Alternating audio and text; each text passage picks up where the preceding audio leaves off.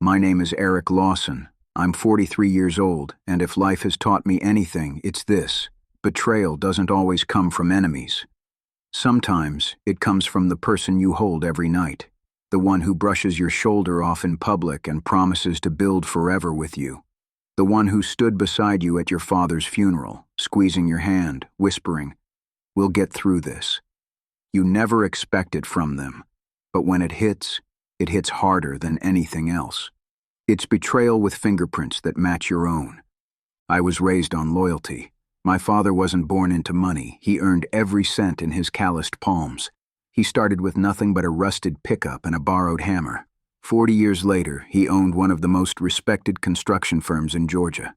He didn't talk much, but everything about him, his posture, his work, his word, taught me what it meant to be a man.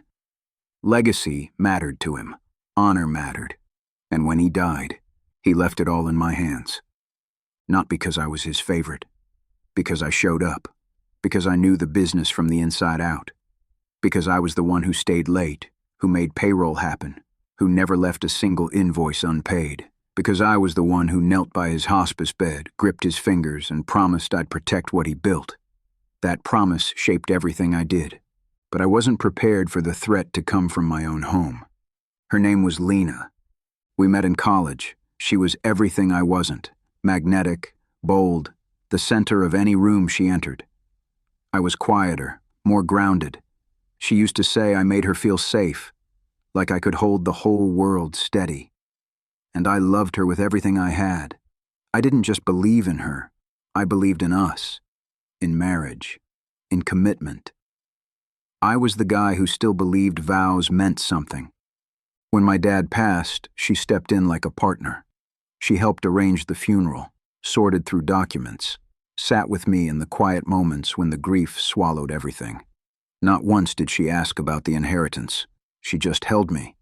So when it all transferred over, 3 properties, full company control, and $2.2 million in liquid assets, I didn't hesitate. I added her name to the trust. I gave her access to business funds. I asked her advice, because what was mine was hers. At least that's what I believed. But here's the truth. Trust without boundaries is a loaded weapon. And I handed her the trigger, smiling, blind, certain she'd never pull it.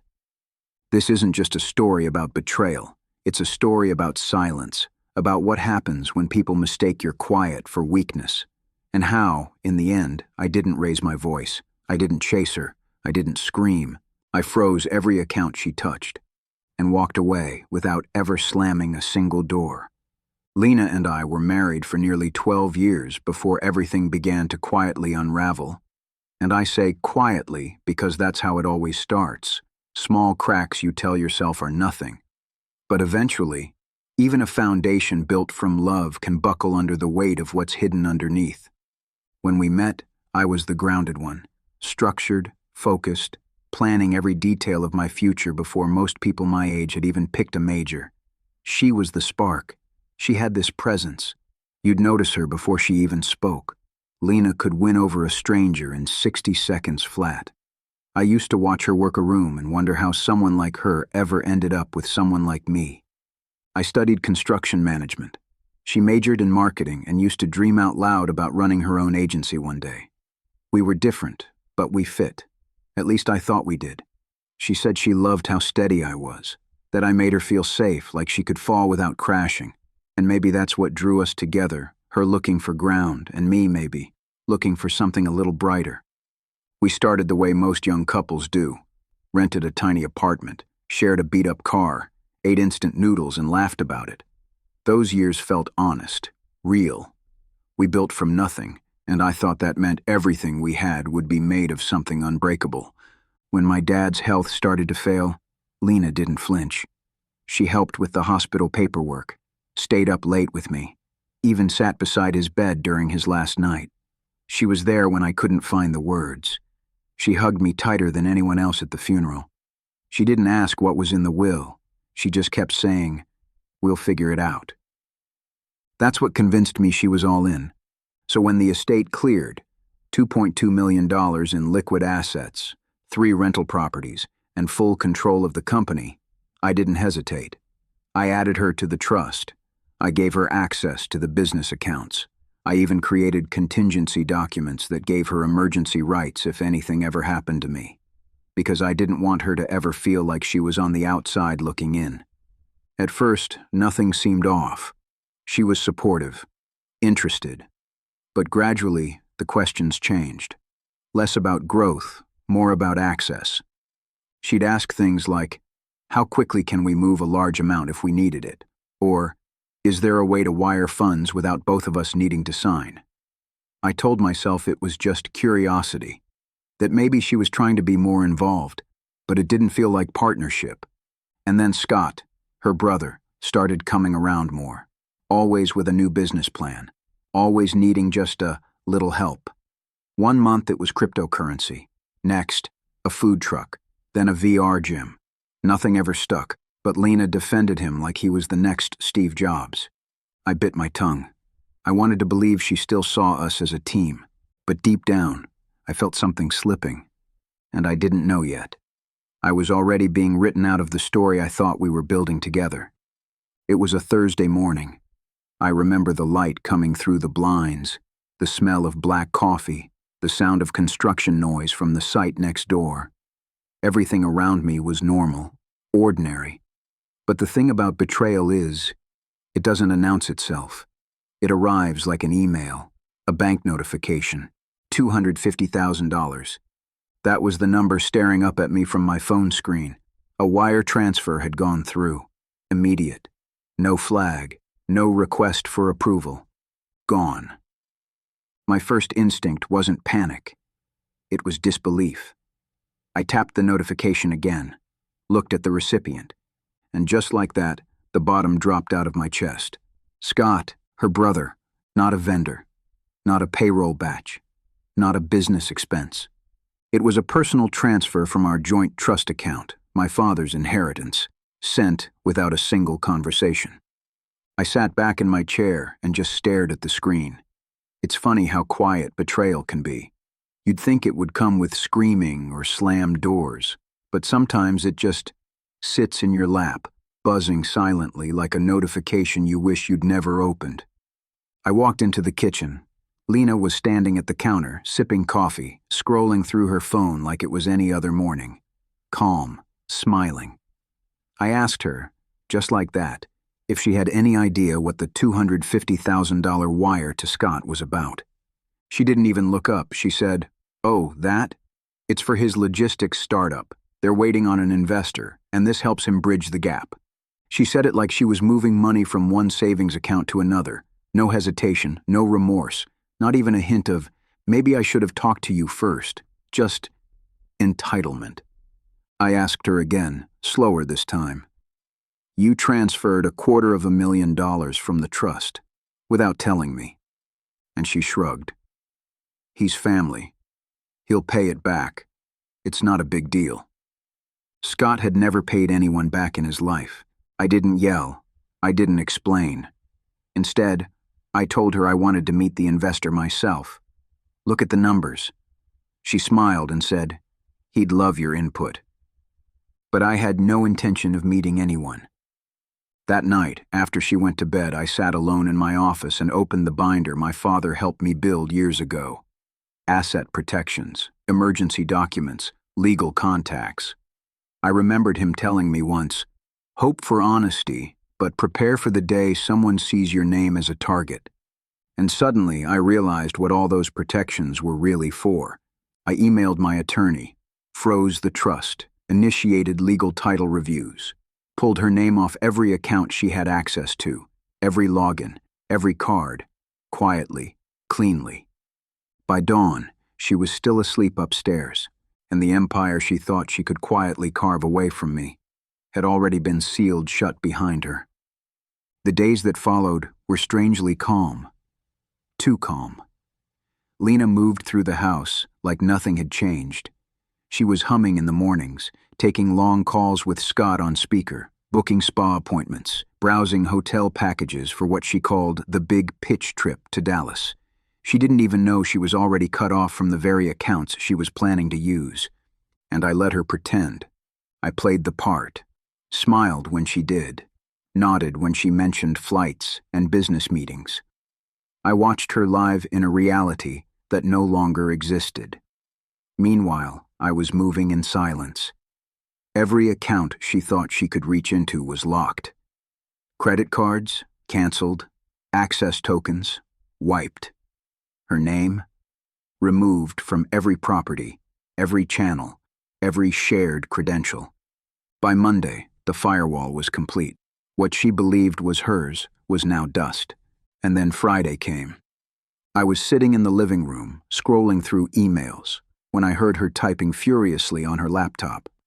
She was trying to book plane tickets for her and Scott. I could hear her sighing, refreshing, switching browsers. Then the muttering started, the tone I'd come to recognize over the years, when things weren't going her way. "Eric?" she called out, her voice too casual to be calm. "Did you change the password on the trust account?" I looked up from my screen slowly. "Which account are you talking about?" She stood, eyes narrowing. "The main one, the business one. It's locked." I set my laptop aside and walked toward her. "Yeah," I said quietly. "I froze it." Her whole posture shifted. She straightened, confused. "What do you mean you froze it?" "You made a six-figure transfer to your brother without my consent," I said. "To a man who's never paid back a dime to anyone. You didn't ask. You didn't explain. You just moved money from a trust tied to my father's legacy. That wasn't your money to give." Her face changed. First disbelief, then rage. She exploded, called me controlling, accused me of being threatened by Scott's potential, said I never supported her ambitions or understood how investing works. She played the victim so fast, I could almost see her rehearsed lines. But I didn't bite. I let her yell, let her throw the kitchen towel on the floor, let her storm back and forth like the walls might cave in. And then, when the silence finally returned, I looked her dead in the eye. "This isn't about Scott," I said. "This is about you crossing a line you knew was there." She stared at me, stunned, not because I was angry, but because I wasn't.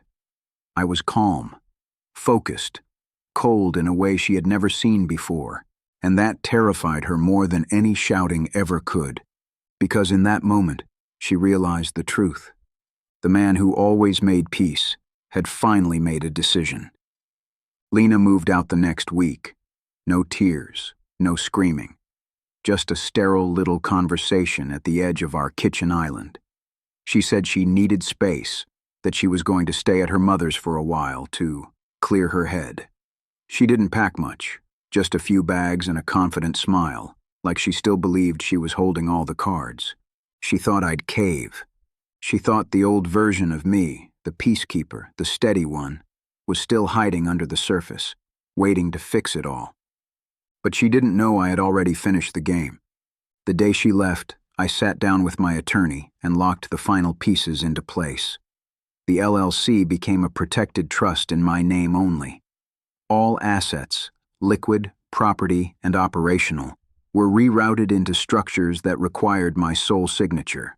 I updated insurance policies, shifted company payroll to an entirely new ledger, changed passwords, revoked power of attorney access, and even updated beneficiary designations. She didn't just lose access, she lost the illusion of control. But she wasn't going down without a final play. 2 days later, I was on site at a build when my phone rang. It was the bank manager. He said Lena had just walked in, with Scott. She was demanding access to the trust. Said there had been a glitch, that she was entitled to review the funds. I had already flagged the account, left strict instructions. No access. Not without my approval and presence. I told the manager I'd be there in 10 minutes. When I walked through the glass doors, she was mid-sentence. Her voice sharp, confident. Scott stood behind her, arms crossed like a guard dog. But when she saw me, something in her eyes shifted, quickly. Her confidence cracked. I didn't raise my voice. I didn't gloat. I simply asked the banker to bring out the updated documents. He laid them on the desk, clear, clean, and final. Her name wasn't on a single page. She leaned forward, scanning, confused, then angry. She looked up at me, her voice trembling just slightly. "You did all this behind my back." I met her eyes and said calmly, "You first." She said nothing, just stood there, jaw locked, while Scott pulled out his phone like he wanted to disappear into it. She stormed out. He followed, silent. That was the last time I saw them in person. I didn't follow. I just turned, calm as ever, and shook the manager's hand. Weeks later came the mediation. She showed up with a lawyer and a rehearsed story. She tried to play the victim again, talked about sacrifice, about support, about partnership.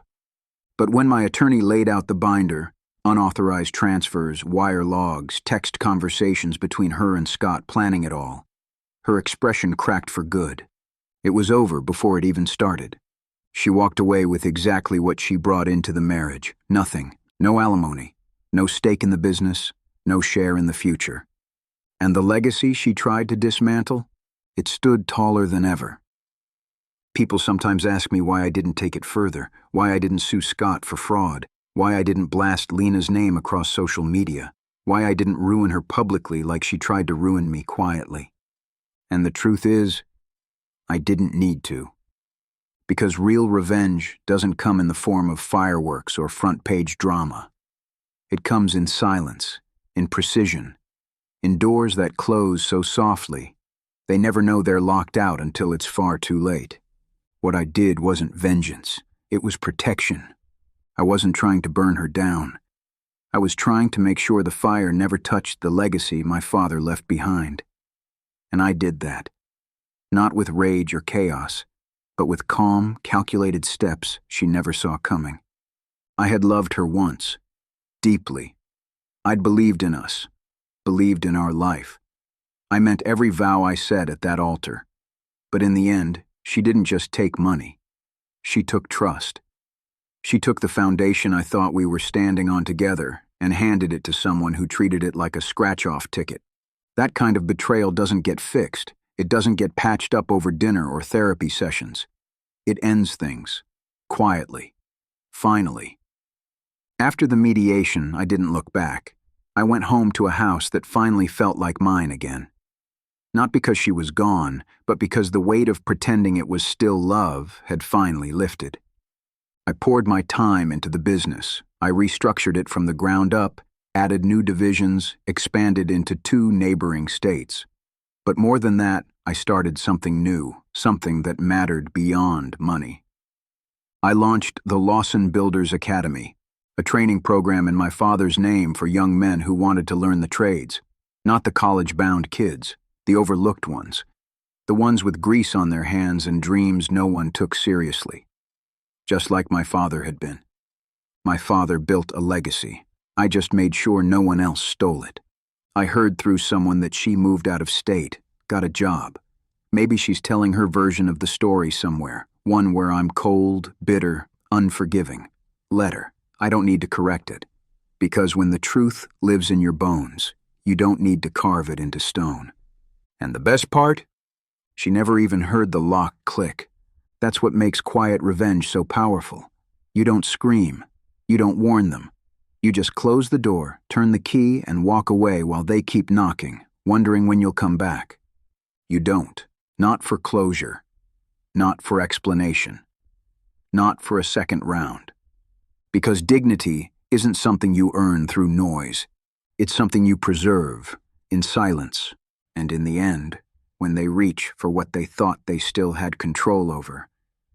Let them find nothing but empty air and cold gates. That's the moment you know. And somewhere, I'd like to think my father saw it all unfold and knew I kept my word.